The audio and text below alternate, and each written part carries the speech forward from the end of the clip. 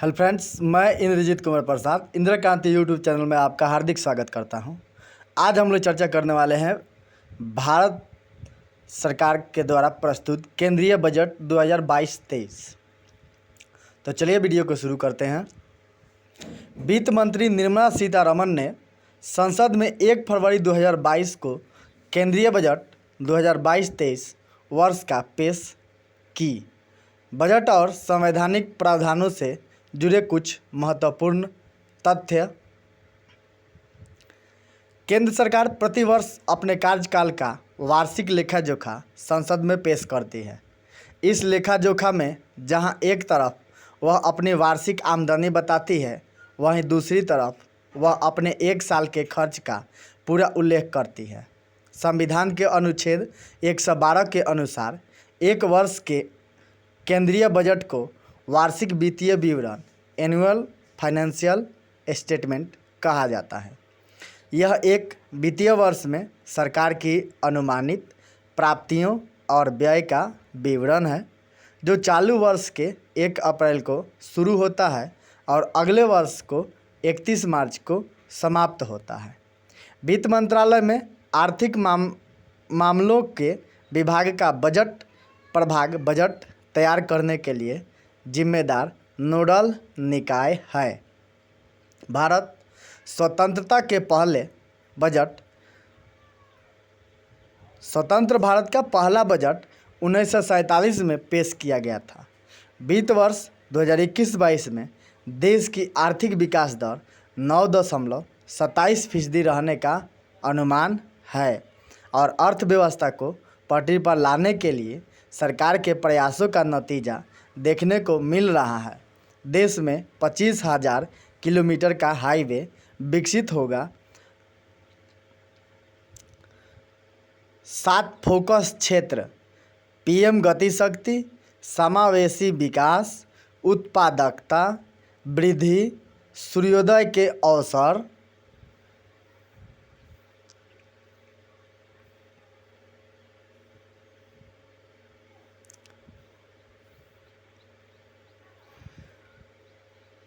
Drone को सेवा बनाने के लिए स्टार्टअप्स को बढ़ावा दिया जाएगा।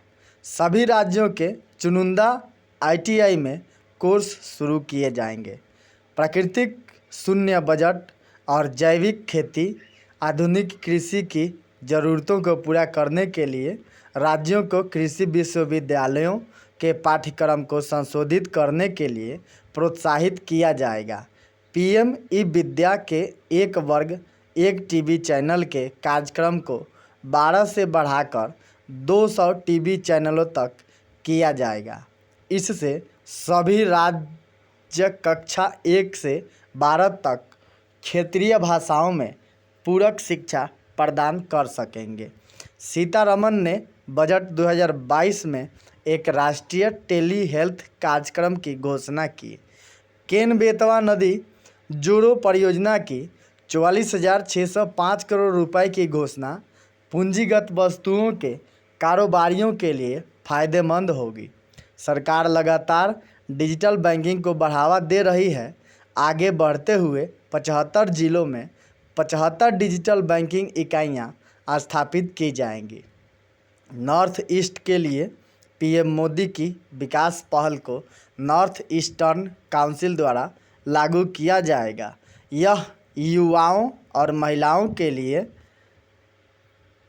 आजीविका गतिविधियों को सक्षम करेगा। यह योजना मौजूदा केंद्र या राज्य की योजनाओं का विकल्प नहीं है।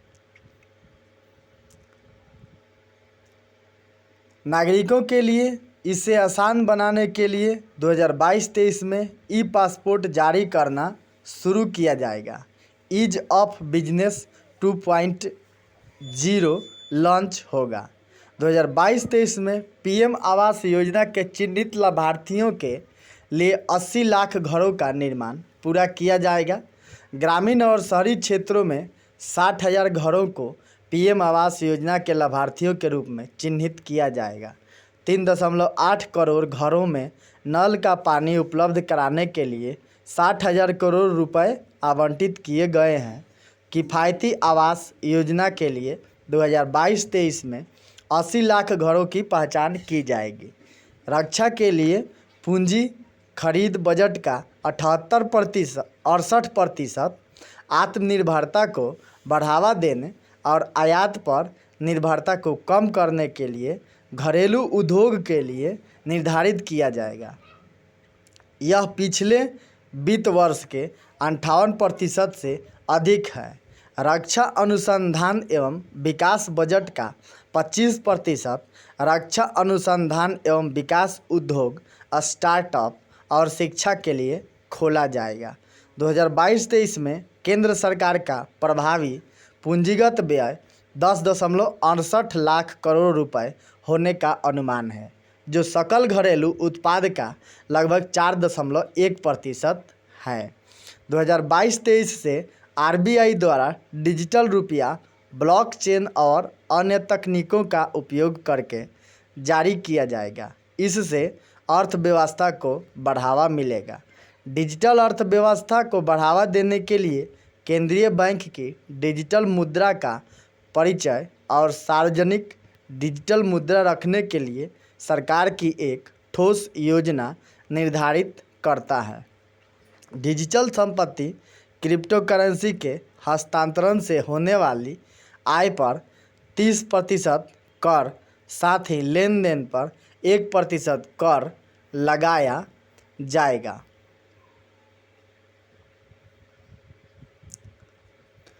वित्त मंत्री निर्मला सीतारमण ने बताया कि कॉरपोरेट सरचार्ज 12% से घटाकर 7% किया जाएगा। 2025-26 तक सकल घरेलू उत्पाद के 4.5% के राजकोषीय घाटे का प्रस्ताव। 2022-23 में सकल घरेलू उत्पाद का 6.4% राजकोषीय घाटे का अनुमान। सकल घरेलू उत्पाद के 6.9% पर 2021-22 के लिए संशोधित राजकोषीय घाटा। 2022-23 में कुल खर्च 39.45 ट्रिलियन रुपए देखा जा सकता है।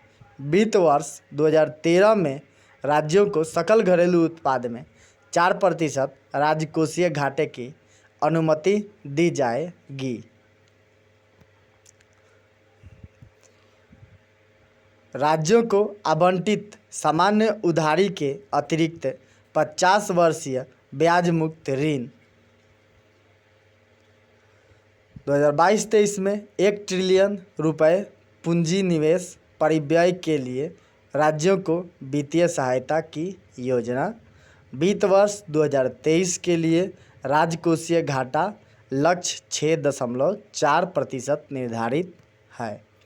भारतीय रेल पीएम गति शक्ति ने विकास के 4 स्तंभों में से एक की योजना बनाई है। 2022-23 में 25,000 किमी राष्ट्रीय राजमार्ग बनाए जाएंगे। अगले 3 वर्षों में यात्रियों के लिए उच्च दक्षता और बेहतर सुविधाओं वाली 400 नई पीढ़ी की वंदे भारत ट्रेनें विकसित की जाएंगी। सुरक्षा और क्षमता वृद्धि के लिए 200 किलोमीटर से अधिक रेल नेटवर्क को स्वदेशी विश्व स्तरीय प्रौद्योगिकी कवच के तहत लाया जाएगा। तो ये था 2022-23 का वार्षिक बजट।